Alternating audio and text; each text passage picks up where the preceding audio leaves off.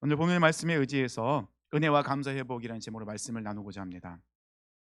역사를 잊은 민족에게는 미래가 없다라는 이런 말 좀 들어보셨죠? 이게 누가 이 말을 했는가는 좀 여러 가지 인터넷 찾아보니까는 뭐 영국의 처칠 수상이 했다는 말도 있고 우리 신채영 선생님도 뭐 이런 얘기를 했다라는 이야기 있는데 정확하게 누가 했는지는 알 수 없는 말이긴 한데 그래도 굉장히 우리에게 중요한 무엇인가를 생각하게 하는 뒤돌아보게 하는 말이었죠. 특히 우리가 일제 강점기를 지난 후에 지금도 우리는 이런 이야기를 자주 하게 됩니다. 역사를 잃은 민족, 미래가 없죠. 근데 이게 이 민족, 한 민족에게만 적용되는 말은 아니라는 것입니다. 이것을 우리 개개인적으로 생각해도 역사를 잊은 사람은 미래가 없다는 것이죠. 그럼 우리의 역사라는 건 뭐죠? 우리의 발자취, 우리가 지금까지 어떤 삶을 살아오고 있었는지 그런 것들을 굉장히 깊게 생각해 봐야 된다는 것입니다. 우리의 삶, 우리가 생각했던 대로 우리의 능력대로 모든 것이 되어졌나요? 우리가 계획했던 대로? 그렇게 된다고 이야기하는 분들은 거의 없을 것 같아요. 그리고 우리 더더욱 크리스천들 같은 경우는 우리 삶을 뒤돌아보면 하나님께서 정말 놀랍게도 한 걸음 한 걸음 인도하신 것을 우리가 경험하게 된다는 것입니다. 블랙 개척을 한 지 벌써 6개월 이제 지나고 있습니다. 처음으로 추수감사 주일로 감사 주일로 주님 앞에 드려지고 있어요. 말씀을 준비하면서 한번 되돌아봤는데 정말 모든 것이 감사였고요. 그 하나님의 은혜를 잊지 않으려고 정말 나름대로 몸부림치고 있습니다. 초심을 지키려고 몸부림치고 있습니다.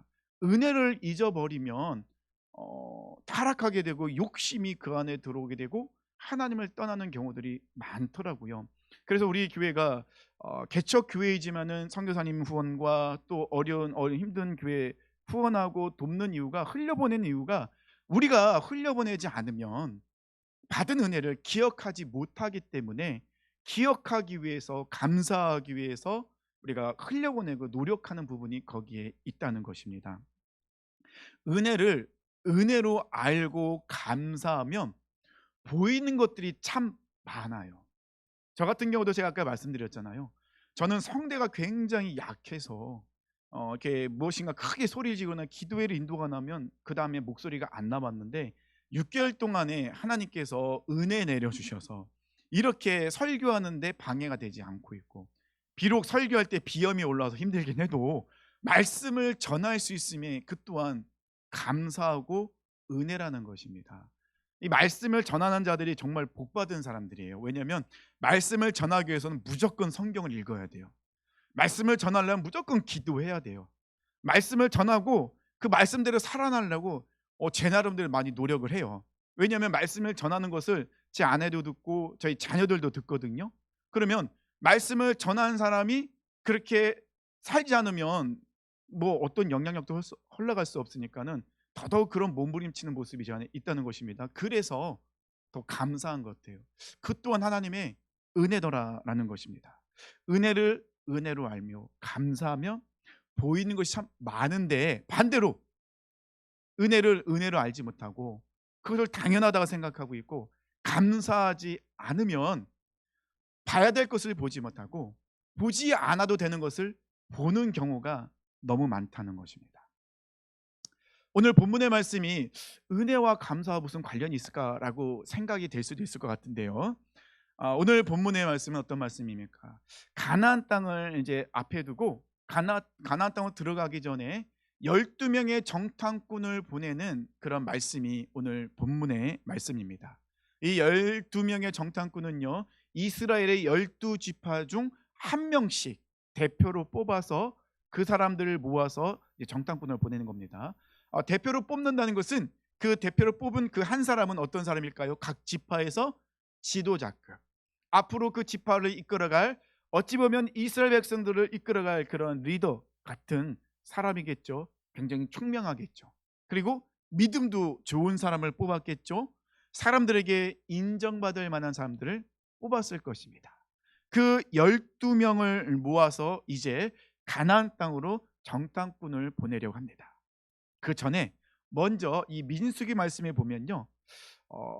정탐꾼을 보내기 전에 하는 일들이 몇 가지가 있었어요. 첫 번째는 무엇을 했냐면요. 이스라엘의 인구 조사를 합니다. 출애굽한 이후로 광야에서 생활하면서 가나안 땅으로 들어가기 전에 먼저 하나님께서는 이스라엘 백성들로 하여금 인구 조사를 하게 됩니다.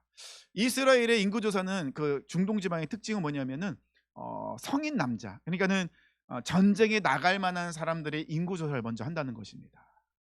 그래서 12지파씩 그 인구 조사를 먼저 하게 되죠. 그 다음은요, 이스라엘 각 지파의 진영을 배치해요. 진영을 배치한다는 건 뭐냐면 이 사람들 이스라엘 백성들이 텐트를 치고 이제 생활을 해야 되잖아요. 성막이 중심입니다. 그 중심, 성막을 중심으로 그 가운데에는 이제 제사장들 그룹이 이제 장막을 치게 되죠. 그리고 동서남북으로 각 세 지파씩 진을 치게 됩니다. 레이는 제사장 지파로서 빠지게 되죠. 그리고 요셉 지파 두 아들이 두 지파가 되어서 12지파를 이루게 됩니다. 그들은 항상 진을 칠 때는 성막 중심으로 성막을 바라보며 진을 치게 됩니다. 세상을 바라보는 것이 아니라 성막을 바라본다. 그래서 항상 그들은 밖에 나올 때는 먼저 성막을 바라봐요. 그리고 성막을 바라보면서 집에 들어가게 됩니다. 그러니까 뭐든지 항상 성막 중심으로 이렇게 진을 치게 됩니다. 그 다음 무엇을 하냐면요, 제사장의 계보와 성막에서 봉사하는 헌신하는 자들을 추리게 돼요. 그 다음에 부정한 자에 대한 규례와 나실에 대한 의무, 그리고 이 족장들이 성막 봉헌을 위해서 하나님께 올려드린 봉헌 물들을 정리하게 되고, 성막에서 지켜야 될 그런 등불, 유월절을 지키라 하나님의 명령, 이 모든 것들을 하나하나 천천히 이루어가고 있거든요. 근데 이 모습을 보면 하나님께서 이스라엘 백성들로 하여금 가나안 땅에 들어갈 준비를 하고 있다는 것입니다. 자신들의 정체성, 하나님의 자녀, 하나님의 백성이라는 것을 다시 한번 정립시키고 준비하면서 가나안 땅으로 들어갈 준비를 하고 있어요.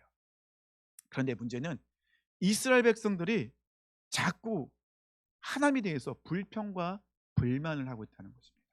민수기 11장에는요 어떤 사건이 나오냐면, 이스라엘 백성들이요 하나님 앞에서 불평을 하는데, 어떤 불평이나, 하나님 더 이상 만나를 먹고 싶지 않아요. 이제 만나 먹는 거 이제 지겨워서 못 먹겠어요. 이스라엘 백성들이 머물고 있는 곳은 광야예요.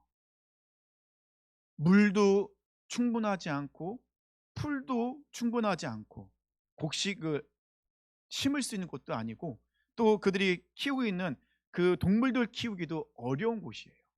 그들이 음식을 구하기 어려운 그런 광야에서 하나님께서는 이스라엘 백성들이 정말로 먹고 싶은 대로 만나를 주시고, 고기가 먹고 싶다면 고기를 주시고, 이렇게 하나님께서는 그들의 삶을 필요한 것들을 늘 공급해 주시고 은혜 내려 주셨거든요. 근데 이스라엘 백성들이 지금 뭐라고 하고 있습니까? 이젠 더 이상 지겨워서 만나를 못 먹겠어요. 아니, 만나를 안 먹으면 도대체 뭘 먹겠다는 겁니까? 어린아이처럼 그렇게 땡깡 부리는 것 같은 이스라엘 백성의 모습이 보이죠.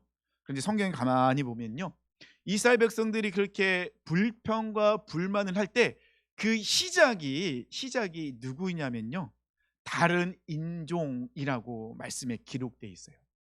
이스라엘 백성들이 출애굽할 때 이스라엘 백성들만 나온 것이 아니라 다른 인종, 그냥 잡족, 그러니까는 잡종이 아닙니다.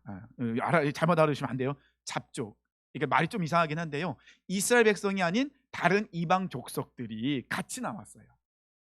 근데 이스라엘 백성들이 항상 불평과 불만을 할 때는 이 이방 족속들이 가장 먼저 불평과 불만을 시작해요. 왜 그랬을까라고 생각해 볼 때요, 이 이방 족속들, 이 다른 인종이라 나와 있는 그 사람들은요 하나님의 말씀을 잘 몰라요. 그리고 가나안에 대한 하나님의 약속도 잘 모르고 있는 사람들입니다. 그 말에 비춰본다면요, 우리 안에 불평과 불만이 생긴다는 거, 찾아온다는 것은요, 말씀에 의지한다면 내 안에 하나님의 말씀이 사라지고 있다, 하나님의 말씀이 희미해졌다, 하나님의 내 삶을 인도하심을 잊고 있다라는 반증이도 한다는 거예요. 이 다른 인종들은 하나님의 말씀, 언약의 말씀, 가나안에 대한 하나님의 약속을 모르고 있기 때문에 그들은 가나안에 들어가는 의미도 모르고 있어요. 그래서 그들은 조금만 어려워지고 불편해지면 그때부터 불평과 불만을 늘어놓기 시작한다는 것이죠. 왜냐하면 하나님의 말씀을 잘 모르니까.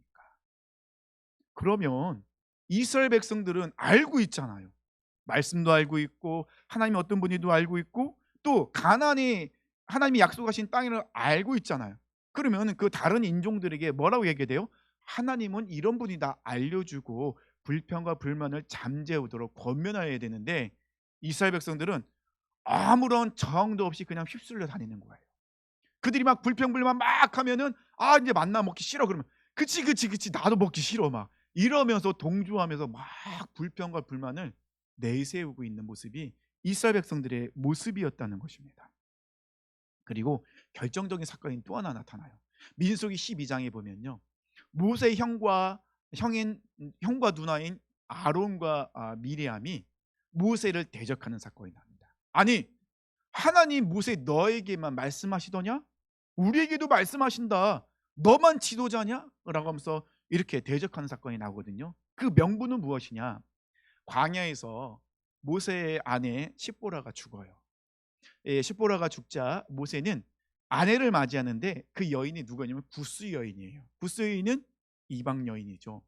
이방 여인을 아내로 맞이하자마자 그것을 명분 삼아 이 아론과 미리암은 모세를 대적하기 시작합니다. 물론 형 아론과 이 미리암은 모세와 같은 지도자 맞긴 해요. 하지만 분명하게 하나님께서 세우신 지도자 누구냐면 모세였어요. 그럼에도 불구하고 모세를 도와줘야 될 이 아론과 미리암이 모세를 대적하는데 그 두 명만 대적하는 것이 아니라 이스라엘의 사람들을 이렇게 선동해서 모세를 대적하는 모습이 나와요. 지금 어떤 시간이죠? 이스라엘 백성들이 하나님께서 약속하신 가나안으로 들어가야 될 시점이에요. 가나안이 눈앞에 보여 있는 시점입니다. 그렇다면 이스라엘 백성들은 지금 하나로 마음이 모아져야 되겠죠. 믿음을 구사해야 될 시기에 아론과 미리암이 하나님을 사람 모세를 대적하고 있으니 하나님 마음은 얼마나 답답하셨을까요? 하나님은 그 모든 것을 또 깨끗하게 정리하십니다. 하지만 여전히 우리 마음속에 남아있는 모습은 찜찜한 마음은 남아있다는 것입니다. 계속해서 이스라엘 백성들이 하나님을 대적하는 모습 속에서요. 시간이 지나면서 이 말씀을 통해서 우리가 깨달을 수 있는 것은요. 이스라엘 백성들이 지금 잊어버리고 있는 것이 있다는 것입니다. 그 결정타가 오늘 본문의 말씀이에요. 하나님께서는 바란 광야에서 모세에게 명령하십니다. 오늘 본문입니다. 13장 1절과 2절 보면요. 여호와께서 모세에게 말씀하여 이르시되 사람을 보내요.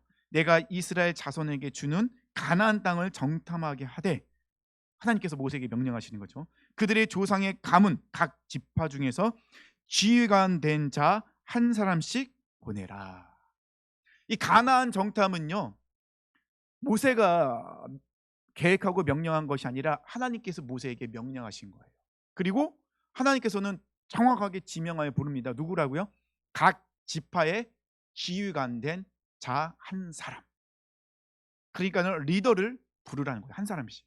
그래서 12명을 세우고 그들을 가나안 땅으로 정탐하여 보내라. 왜 하나님께서는 이스라엘 백성들에게 모세에게 이 가나안 땅을 정탐하라고 명령하셨을까요?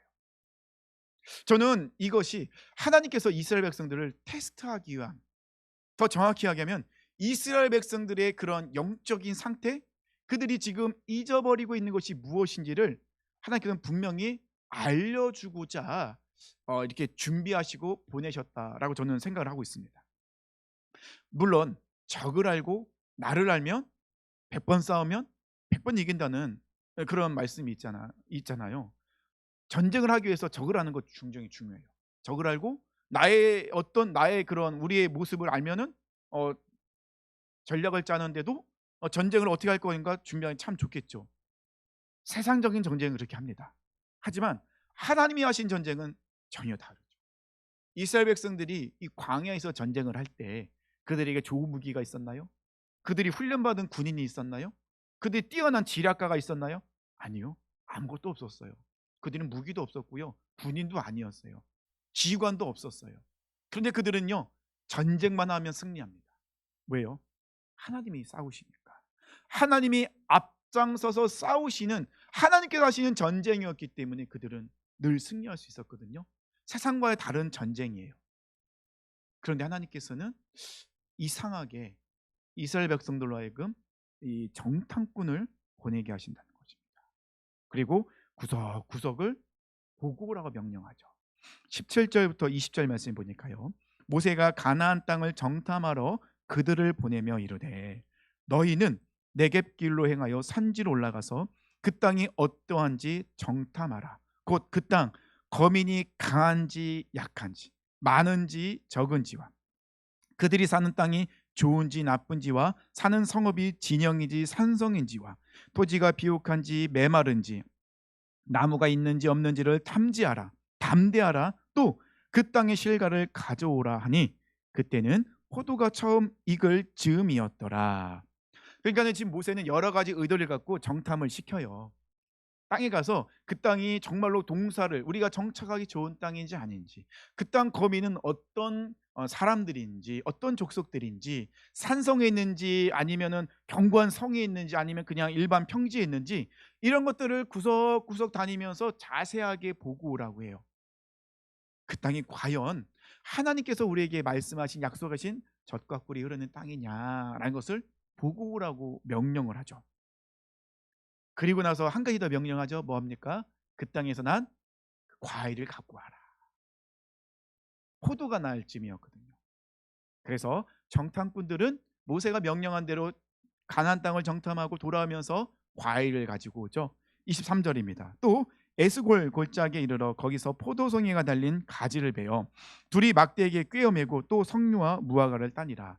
우리가 이 말씀을 가지고 이렇게 성화를 보면은 두 명의 장정이 어깨에 이렇게 막대기를 메고 아주 커다란 이렇게 포도송이를 따갖고 오잖아요. 약간 과장이 돼 있죠. 근데 실제적으로 에스골 골짜기에서 나오는 포도가요, 굉장히 좋은 포도가 나온대요. 그래서 정말 큰 거는 한 5kg 정도 되는, 무게가 그 정도의 포도가 나온다고 합니다.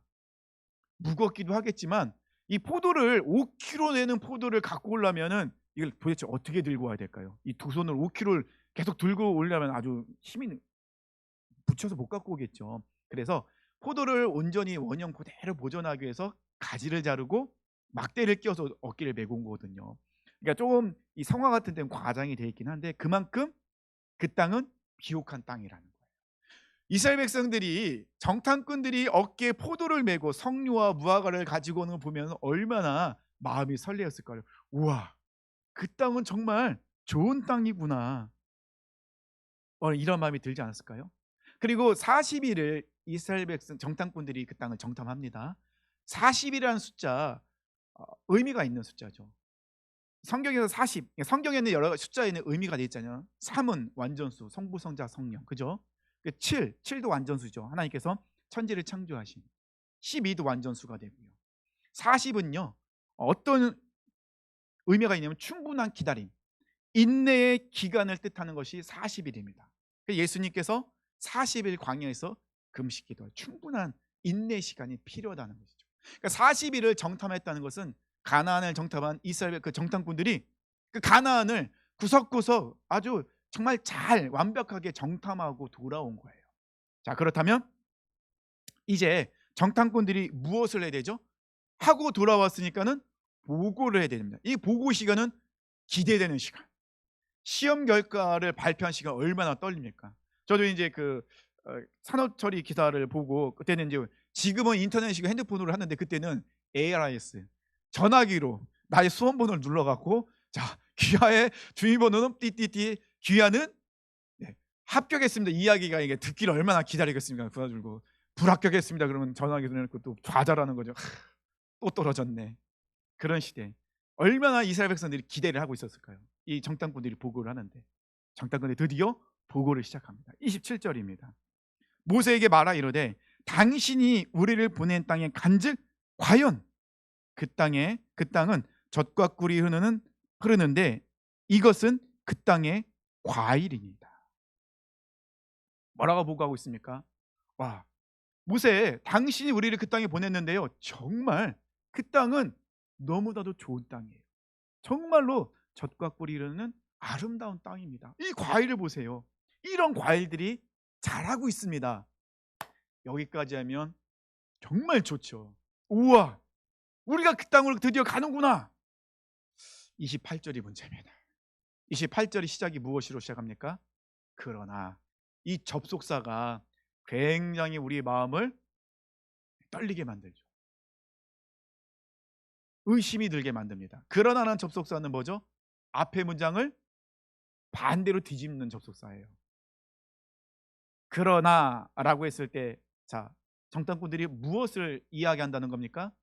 긍정적인 보고가 아닌 부정적인 것들을 이야기하게 된다는 것입니다. 28절 29절입니다. 그러나 그 땅 거주민은 강하고 성읍은 견고하고 힘이 클 뿐 아니라 거기서 아낙 자손을 보았으며 아말렉인은 남방 땅에 거주하고 헤딘과 여부스인과 아모리인은 산지에 거주하고 가나안인은 해변과 요단가에 거주하더이다. 지금 무엇을 얘기하고 있습니까? 그 땅은 너무 견고하대요. 정복하기가 어려운 견고한 성읍으로 이루어져 있고, 그 땅의 거주민들은 지금 나열하고 있잖아요. 이 사람들의 특징은 뭐냐면 싸움을 잘하는 사람들이에요. 무기가 좋은 무기를 갖고 있어요. 싸움을 잘하는 사람들이, 그런 사람들이 거주민으로 있습니다. 그리고 결정적인 것은 네피림의 후손인 아낙 자손들이 있어요. 이 사람들의 특징은 거인, 골리앗 같은 그런 거인 족속들이에요. 그런 사람들이 우리를 보니 우리는 그들 앞에서 메뚜기 같은 사람들입니다. 지금 이 정탐꾼들을 보고할 때 처음은 좋았어요.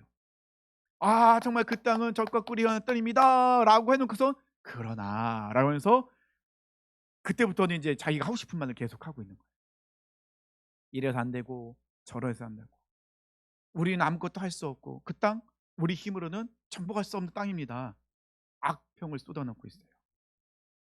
32절에 어떻게 말씀하고 있습니까? 그 정탐한 땅을 악평하여, 심지어는 악평할 정도로 그렇게 보고를 하고 있다는 것입니다. 처음에는 좋은 말을 했는데 왜 악평을 했을까요? 왜 그랬을까요? 악평을 쏟아낸 이유가 무엇일까요? 그들은 사실과 그러한 눈앞에 있는 현실, 문제만 보고 돌아온 거예요. 12명의 똑같이 봤는데 10명은 그런 악평을 쏟아내고 있고 두 사람 여호수아와 갈렙은 전혀 다른 이야기를 하고 있습니다. 아니 12명이 같이 똑같은 것을 같이 움직였는데 왜 나누게 되었을까요? 10명과 2명의 이야기가 다르거든요. 그 누군가가 거짓말을 하고 있는 걸까요? 아니에요. 거짓말을 하고 있는 게 아니에요. 10명의 이 사람들이 이야기한 거요? 거짓말 아니에요. 진짜 사실이에요. 너무나도 사실만 이야기하고 있어요. 그게 문제예요. 사실만을 이야기하고 있는 게 문제였다는 것입니다. 여호수아와 갈렙은 그러면 도대체 그들과 다른 무엇을 보고 왔을까요? 똑같은 현실과 문제와 사실을 보고 왔지만 반응이 다른 그 이유는 무엇이냐면요, 10명의 정탐꾼들이 잊고 있는 것이 있었습니다. 10명의 정탐꾼뿐 아니라 이스라엘 백성이 다 잊고 있는 것이 있었어요. 무엇을 잊고 있었느냐? 이스라엘 백성들이 애굽에서 출애굽할 수 있는 거, 이스라엘 백성을 출애굽시키신 분 누구십니까? 하나님이세요. 홍해를 가르신 분 누구십니까? 하나님이셨어요.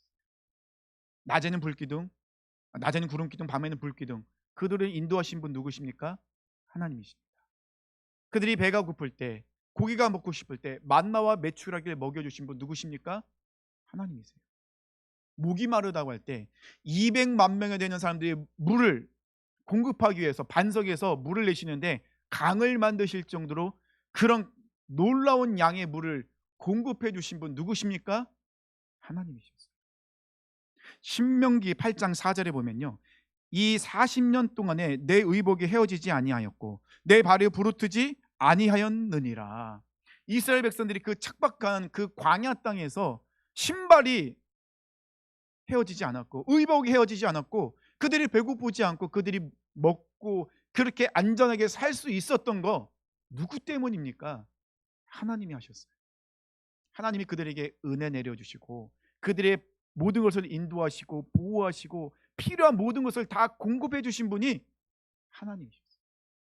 10명의 정탐꾼들은, 그 이야기를 들은 이스라엘 백성들은요, 하나님의 은혜, 하나님의 사랑, 하나님의 인도하심, 그것을 다 잊고 있었어요.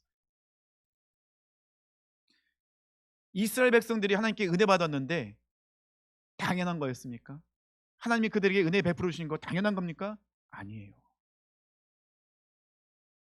그들이 하나님께 은혜 받을 그런 행동과 말을 했나요? 그런 행동과 말 한 적 없어요.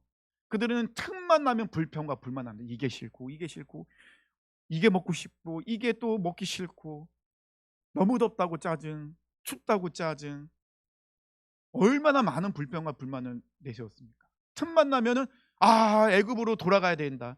애굽에 있을 때 우리가 고기도 먹고 이것도 먹고 얼마나 좋았느냐. 근데 왜 우리를 이 광야로 끌고 와서 우리를 여기서 죽게 만드느냐. 얼마나 불평과 불만했습니까? 그럼에도 불구하고 하나님은요, 그들을 어떻게 하십니까? 품어주시고 인도하시고 보호하시고 기다리셨어요. 그들이 은혜 받을 모습이 있었어요? 아무 그런 자격이 없는 사람들이었어요. 자격이 없는데 하나님이 그들에게 사랑과 은혜를 베풀어 주셨기 때문에 그것이 너무 큰 은혜라는 것입니다. 가나안 땅 들어가는 하나님의 약속이에요. 10명의 정탐꾼들이요, 하나님의 말씀, 가나안에 대한 그 약속을 잊었죠. 하나님이 그들을 인도하시고 함께 하시고 보호하신다는 거, 그 은혜와 감사 잊어버림으로 인하여서 그들은 봐야 될 것을 보지 못하고 보지 말아야 될 것을 보고 돌아온 것입니다.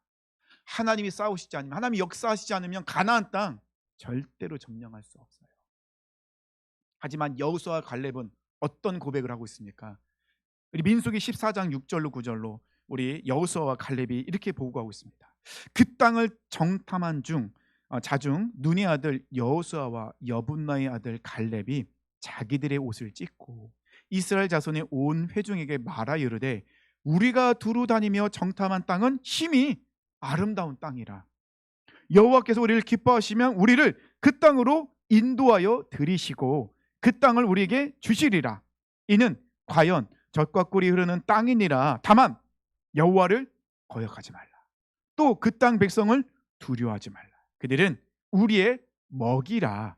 그들의 보호자는 그들에게 떠났고 여호와는 우리와 함께 하시느니라. 그들을 두려워하지 말라 하나. 여호수아와 갈렙은요, 12명 똑같이 정탐하면서 10명의 정탐꾼들과 전혀 다른 것을 보았어요. 왜요? 그들은 이 40일 동안 가나안 땅을 정탐하는데 하나님께서 출애굽 시키시고 광야에서 물과 만나와 메추라기와 또 구름기둥 불기둥 불뱀으로도 보호하시고 하나님의 역사하심과 보호하심과 은혜와 이 모든 것을 함께 하심을 기억하고 그 눈으로 가나안 땅을 보니까요, 너무 아름다운 거예요. 너무 가슴이 설레는 거예요. 우와, 지금까지 우리에게 은혜를 주시고 우리의 삶을 인도하신 여호와께서, 하나님께서 우리를 이곳으로 인도하신다고? 우와, 너무 기쁘다, 너무 설레다, 너무 감사하다. 하나님께서 우리가 그 광야에서 전쟁할 때마다 앞장서 싸우셨는데 저 아낙 자손, 너 네피림 후손, 저 견고한 성 문제될 게 없다는 거예요. 하나님이 함께 하시는데, 하나님께 지금 우리에게 은혜를 베풀어 주셨는데 그것이 더 이상 문제가 아니라 그 문제는 뭐예요? 감사 기도 제목이라는 거예요. 너무 감사하다는 거예요. 하나님의 살아계심을 다시 한번 경험할 수 있는 시간. 여호수아와 갈렙은 무엇을 잊지 않고 있습니까? 하나님의 은혜, 은혜에 대한 감사를 여호수아와 갈렙은 잊지 않고 있어요. 그 은혜와 감사로 가나안 땅을 바라보니까 어떤 땅입니까? 너무 아름다워, 기대가 되는 땅. 문제는 하나님을, 살아계신 하나님을 경험하는 시간, 하나님의 살아계심이 나타나는 기대되는 시간이라는 것이죠. 너무 다르지 않습니까? 어떤 사람들은요, 이 추수감사절을 지키는 게 지금 구약시대도 아닌데 왜 추수감사절을 지키냐, 심지어는 헌금을 걷기 위해서 추수감사절을 지키는 거 아니냐라고 이야기하는 사람도 있어요. 우리가 감사절을 지키는 이유가 무엇이죠? 하나님의, 우리의 삶을 뒤돌아보면서 하나님께서 내 삶을 어떻게 인도하셨는지 그 은혜를 생각하며 감사를 하는 절기가 감사절이에요. 하나님이 나의 삶의 주관자이시고 공급자이심을, 내가 하나님의 자녀라는 정체성을 다시 한번 확립하는 시간이 감사절이라는 것이죠. 하나님이 베푸신 은혜에 다시 한번 뒤돌아보면서 감사하는 시간이 감사절입니다. 하나님의 은혜를 기억하며 감사하는 사람은 여전히 하나님의 인도하심을 경험하며 살아가요. 지금까지 인도하신 하나님의 손길, 은혜, 이 모든 것에 감사하고 기억하면서 문제 앞에서 좌절하지 않아요. 문제가 있지만 내 힘으로 그 문제를 이길 수 없지만, 맞아, 그 내 힘으로 문제를 이길 수 없어. 그렇지만 문제 앞에 있지만 나는 여전히 하나님의 자녀다. 내가 실패했지만 나는 여전히 하나님의 자녀다. 문제가, 이 실패가 내가 하나님의 자녀라는 것을 가로막는 그 어떤 것도 될 수 없다. 도리어 이 문제 앞에서, 실패 앞에서 나는 하나님의 자녀로서 당당해질 수 있다. 여호수아 갈렙이 그렇게 고백했거든요. 왜냐하면 그들의 삶 속에 하나님 그렇게 인도하셨거든요. 사랑하는 성도님들, 은혜와 감사를 회복합시다.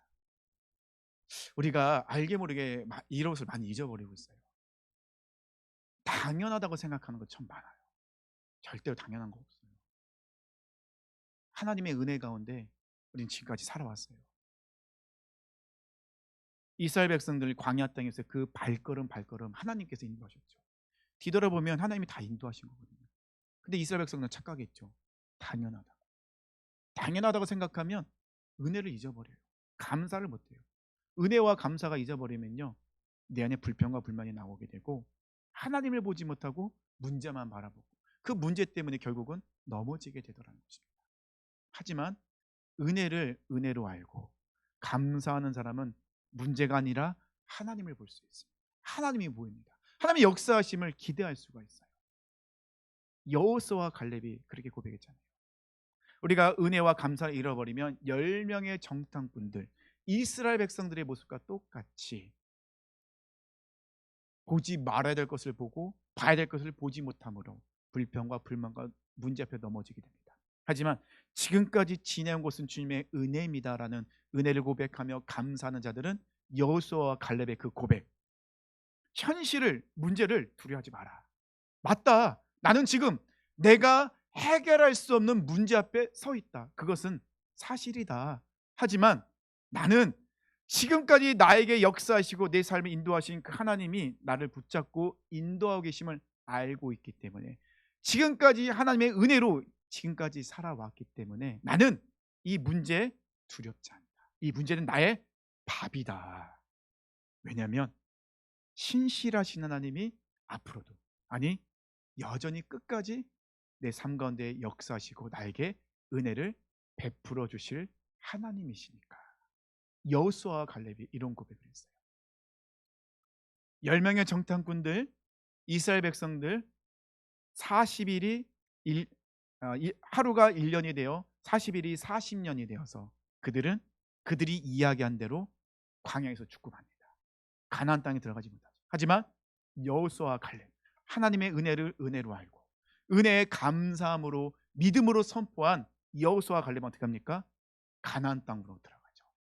여호수아와 갈렙은 가나안 땅에서도 지도자로서 이스라엘 백성을 이끄는 하나님의 사람이 되었다는 거예요. 여전히 이스라엘 백성들에게 하나님께 감사해라.